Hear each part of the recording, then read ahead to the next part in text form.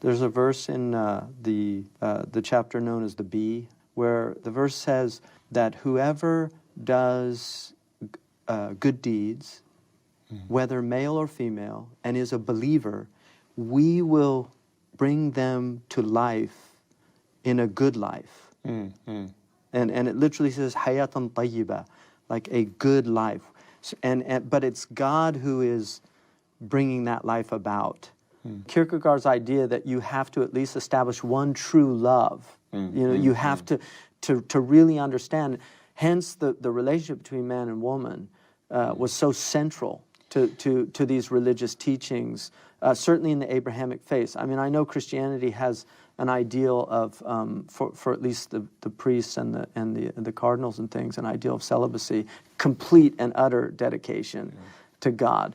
But still it acknowledges the sacrament of marriage, this idea that this relationship of really unconditional love at best, when it's truly a relationship, that is how we're informed of love and understanding love. And that's why love is so central to the religious teachings. I mean, there's a lot of people that criticize Islam as not, I've seen this in many Christian books, that it's not a love-based religion. But the reality of it is love was always identified as the highest ideal in the Islamic tradition. There were certain theologians that said you couldn't really love God because God is not of our species, and you could only truly love your own species.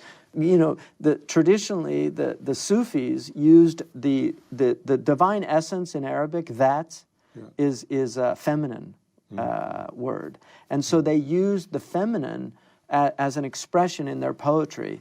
And Layla, what they called Layla and Selma, they used it as expression because that erotic love, that intense desire. I mean, one of the motifs that's really nice I saw last night in the church that we were at, one of the motifs in churches and mosques, and this is very intriguing, is the vine.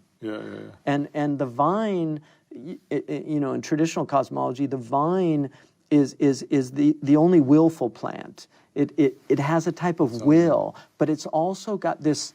The word in Arabic for erotic love is the same word for the binding of the vine. And so this idea of just falling in love with God. And I think in a true relationship, for instance, the relationship between a meaningful relationship with a man and a wife, the deepest pleasure is pleasuring the other.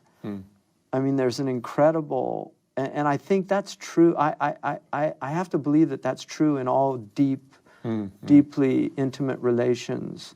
The desire to give the other, the gift of pleasuring the other. So unity of meaning and pleasure is in love, right? I think it is, and I think that, and this is why there's a beautiful verse in the Quran. It's actually several times. It's a very common that God is pleased with them and they are pleased with God. That this mutuality of pleasure, this idea. We in our theology, there's a chapter Taftazani has. Does God experience joy? Right? And does God? Yes, absolutely. One of the attributes of God in our tradition is laughter. It's not taken literally, but God's love. But there are hadiths of the Prophet where it says, "Your Lord laughs." Dhahika rabbuka. For instance, there's a hadith that says, a saying of the Prophet ﷺ, it says that God laughs at a man who is woken up for his dawn prayer by his wife. And what they say in the commentary is that he's pleased with that it brings him joy to see that. These three great virtues that I think all our traditions share of truth, goodness, and beauty. And for us, it's Iman, Islam, Ihsan. Iman is the truth of God, that we are knowers by nature. In our triune nature, we're knowers and we're doers.